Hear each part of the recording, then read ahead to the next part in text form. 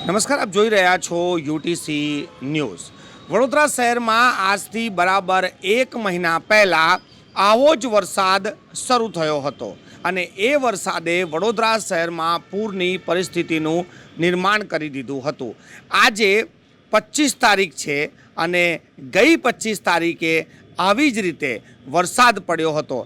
આપ મારી પાછળ જોઈ શકો છો કે આ વડોદરાનું વાસના રોડ છે અને વાસના રોડ પર પણ સાંજ થતાની સાથે જ ગાજવીજ સાથે વરસાદ શરૂ થઈ ગયો છે। જે રીતે વડોદરામાં વરસાદ પડ્યો હતો આજથી 1 મહિના પહેલાં, ત્યારે લોકોને લાગતું હતું કે હવે વરસાદ નહીં આવે, પરંતુ જે મોસમના જે જાણકાર છે તેમનું કહેવું હતું કે નવેમ્બર મહિના આજે મહિનો ચાલી રહ્યો છે, આ મહિનાના અંત સુધીમાં પણ વરસાદ આવશે અને એવી જે આગાહી હતી એ આગાહી હવે સાચી પડી રહી છે। વડોદરા શહેરમાં પાછલા 2 દિવસથી રોકાઈને વરસાદ પડી રહ્યો છે, પરંતુ આજે સાંજ થતાની સાથે જ વાતાવરણ અચાનક જ પલટાઈ ગયું અને ગાજવીજ સાથે વરસાદ શરૂ થઈ ગયો। આપ જોઈ શકો છો કે આકાશમાં જે વીજળીના જે કડાકા છે તે સ્પષ્ટ દેખાઈ રહ્યા છે અને આ વીજળીના કડાકા સાથે વરસાદ વરસી રહ્યો છે। વરસાદ જ્યારે વરસે છે ત્યારે તો આ એક સારા જ સંકેત હોય છે કે ઇન્દ્ર મહેરબાન હોય છે, ઠંડક થઈ જાય છે અને ખૂબ સારું મોસમ થઈ જાય છે। પરંતુ વડોદરામાં અત્યારે જે આ વરસાદને લઈને જે સૌથી વધારે ચિંતિત છે તે ગરબા ખેલૈયાઓ છે અને ગરબા આયોજકો છે। તમામ લોકો આ ચિંતામાં છે કે જો આ વરસાદ વરસ્યો તો ગરબાના મેદાન કેવી રીતે તૈયાર થશે, ગરબા ખેલૈયાઓ કેવી રીતે ગરબા રમશે, આ ચિંતા ગરબા ખેલૈયાઓ અને ગરબાના જે આયોજક છે એ બંનેને થઈ રહી છે। આપ મારી પાછળ જોઈ શકો છો કે જે રીતે ગાજવીજ સાથે વરસાદ વરસી રહ્યો છે તેને લઈને સૌ કોઈ હવે ચિંતામાં જરૂર મુકાઈ ગયા છે, કેમ કે ગરબા આયોજકોએ ગરબાના મેદાનોને તૈયાર કરવામાં પણ સમય લાગતો હોય છે। ત્યારે જો આ પ્રકારે વરસાદ પડશે, ગરબાના મેદાનોમાં પાણી ભરાઈ જશે તો કાદવની વચ્ચે ગરબા ખેલૈયાઓ કેવી રીતે ગરબા રમશે।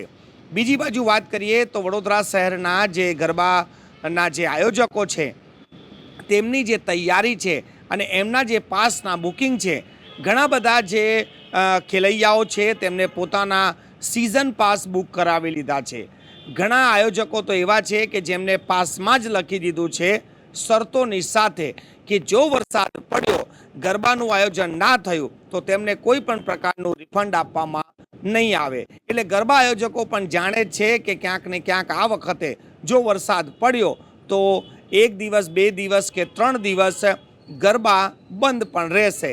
એટલે કાલ ઉઠીને કોઈ વ્યક્તિ તમારી પાસેથી રિફંડ ના માંગવા આવે તો અગાઉથી જ ગરબા આયોજકોએ રિફંડ નહીં મળે તેવી પણ જાહેરાત કરી દીધી છે।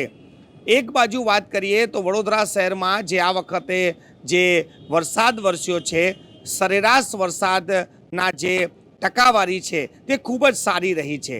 એક તરફ જોવા જઈએ તો વરસાદ જે રીતે વરસ્યો છે તે ઇન્દ્રની મહેરબાની કહેવાય અને ખૂબ જ ખુશી હોય, પરંતુ આ જ્યારે વધારે વરસાદ વરસી જાય છે અને જે વધારે વરસાદના કારણે જે પાણીનો ભરાવો થઈ જાય છે, ત્યારબાદ પૂરની પરિસ્થિતિનું નિર્માણ થઈ જાય છે, ત્યારે લોકો ક્યાંક ને ક્યાંક મેઘરાજાની સામે હાથ જોડીને તેમને રોકાવા માટે પણ અપીલ કરે છે।